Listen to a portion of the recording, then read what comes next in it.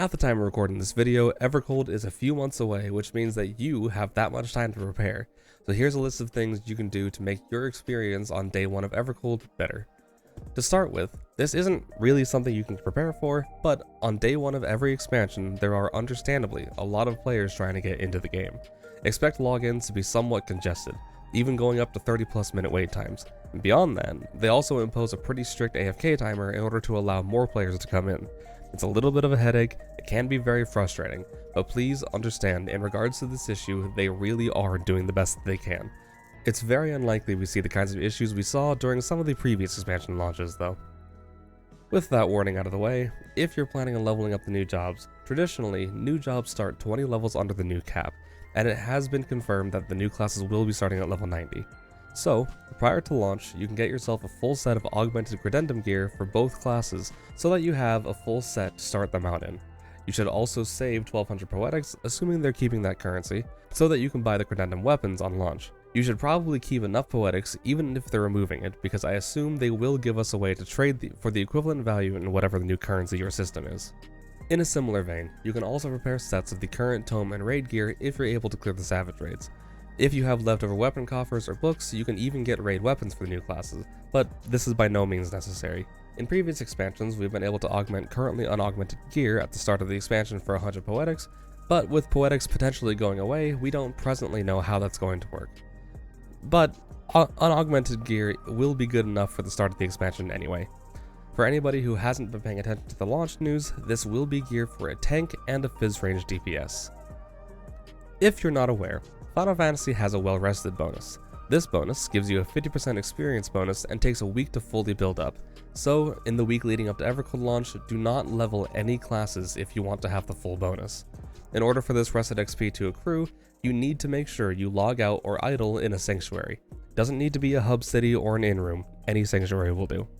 If you're part of an FC, they'll probably already be doing this, but if not, request that everybody be given the Battle Experience FC bonus.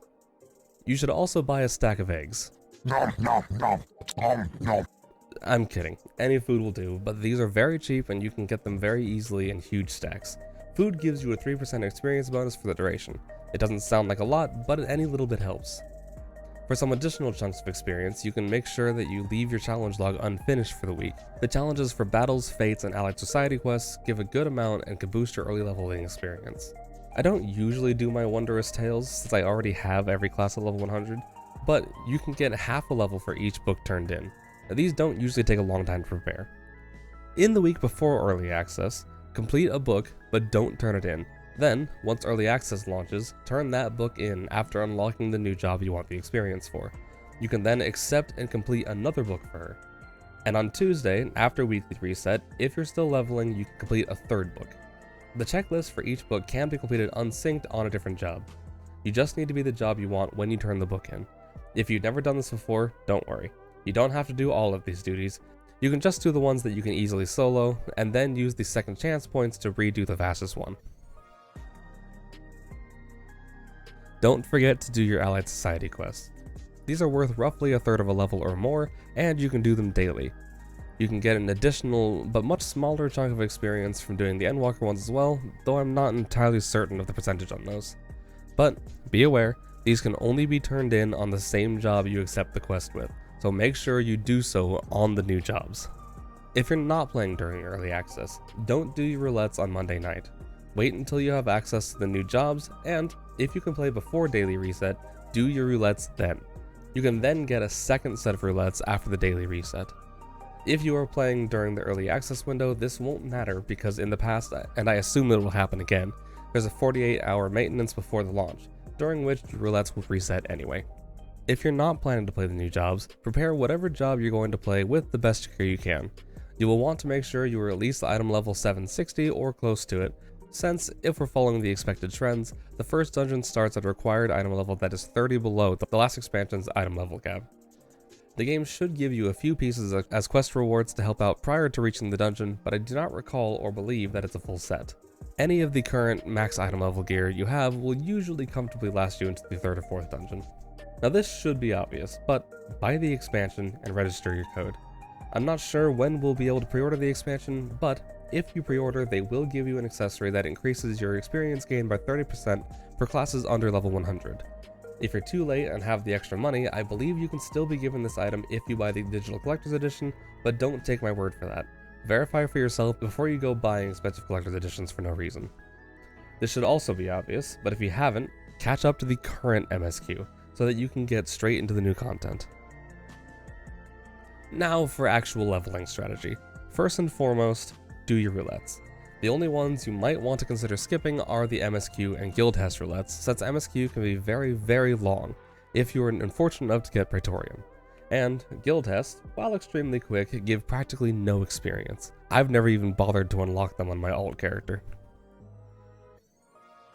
Once you've done all of your prepared steps and your daily roulettes, your best option at that point is to simply spam the highest level dungeon you have access to. Unlike previous expansions, we won't be able to use the North or South Horn to level classes like we did with Zadnor. Ideally, you can convince some friends to do your roulettes and dungeon spam with you. Otherwise, you should expect a very long queue time since everybody is going to be going after the new classes. If you are doing things solo, you might consider doing the dungeon spam with trust or duty support, since even though these are slower than a group of players doing the same dungeon on average, you will completely skip the queue time. Do the math.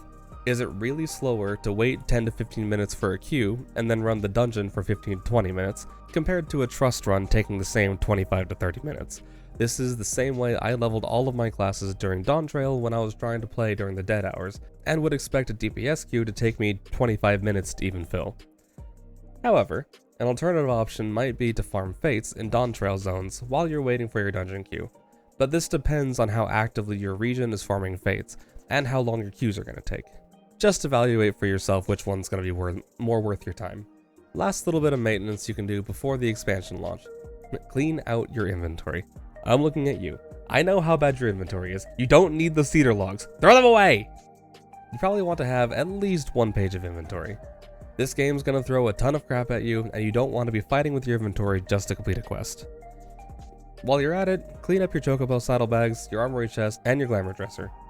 And don't forget, they made a change recently so that all Dawn Trail dungeon gear and all job gear can go in the armoire, so they no longer take up slots in your glamour dresser.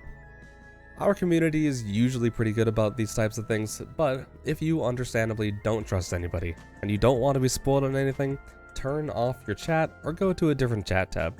Stay off social media. This is all we're going to be talking about for the next 3 months. Be careful even browsing YouTube because thumbnails and video titles may even have spoilers in them.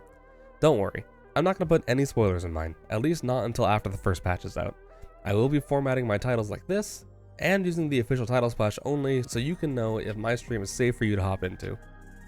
I will also edit the VOD title after the stream is over to say how far I've gotten. 2 more things to do before the launch. Return to your home world, or if you have some international friends like I do, make sure you're in Oceania so you can play together. It's not unlikely that world visit services will be suspended during the initial launch due to the overwhelming number of players trying to get into the game, so make sure you're in the correct world before you log out before maintenance. The second thing, at some point during maintenance, they will allow us to start the pre-patch download. We won't be able to launch into the game, but we will be able to download the files so we can launch as soon as maintenance ends. I lied. There's one more thing I just remembered. Turn off mount music before going into the new zones. The zone music is a huge part of the experience, at least for people like me, and not having it constantly cut in and out from your mount enhances the experience. Lastly, the most important thing you need to prepare for the new jobs. Once we know what the names and aesthetic of both jobs are going to be, get your outfits ready. We all know Glamour is the true endgame. And I think that covers everything. As always, like this video if you found it helpful, share it with others, subscribe for more, and leave a comment if you have your own advice to prepare for the Evercold launch. And let me know what you're looking forward to in Evercold. I am both dreading and looking forward to all the evolved jobs. So many guides. You can catch me here on YouTube for my live streams a couple times a week, and I'll see you next time. Goodbye!